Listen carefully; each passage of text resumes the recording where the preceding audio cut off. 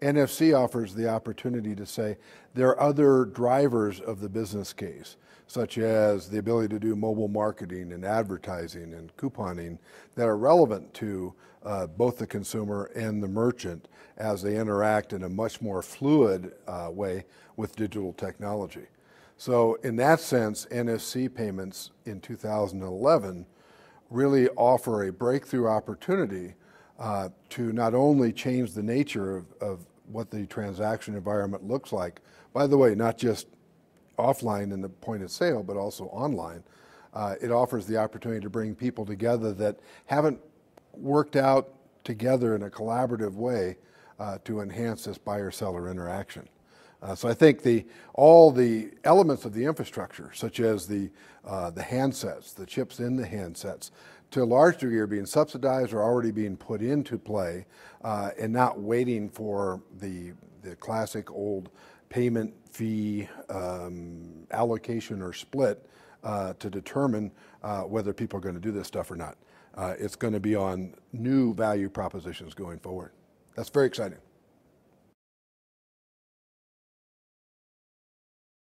NFC infrastructure and the ability to do enhanced two-way location-aware,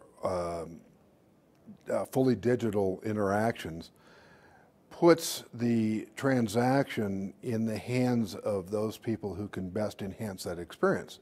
That could be banks, it could be wireless carriers, it could be application providers. It's certainly going to be the merchants. It could be the consumers, it could be elements and functions in the handsets or in the POS terminals.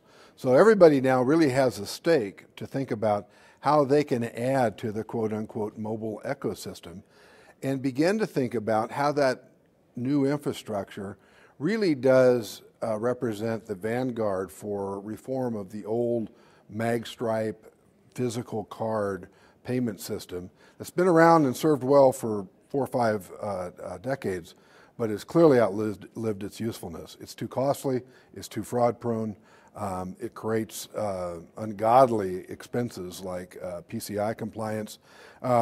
We've spent enough in the United States on PCI compliance since 2004 to implement EMV chip plus PIN 3 times over. Bringing all these other stakeholders to the party gives you an opportunity to say, let's reinvent the payment system around this interactive, two-way, digitally smart kind of mechanism and get away from everything that's held us back in the magstripe world.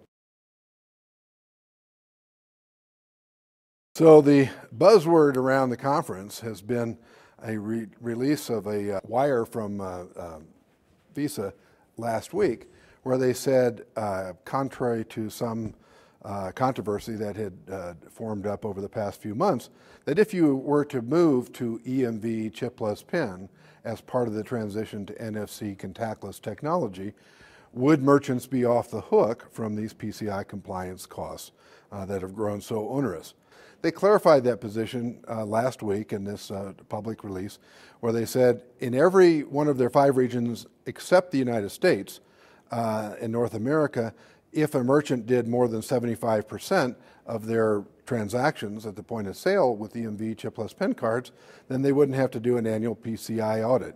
Well, that's throwing a bone, but it's a useful bone for all those merchants in every place outside the United States, Canada, and Mexico. Unfortunately, they didn't do that in North America, and they didn't do it certainly in the United States. Instead, in their public release, they said on the economic uncertainties related to the Durbin Amendment and its reduction of debit card rates as proposed by the Fed made it an untenable environment for looking at bringing new technology, such as EMV chip plus PIN, to the forefront. That means that everybody who's in the mobile ecosystem really needs to get back and support the Fed in trying to use it to help reform the payment system, most notably moving to EMV chip plus PIN as soon as we can, hopefully with the Fed's help.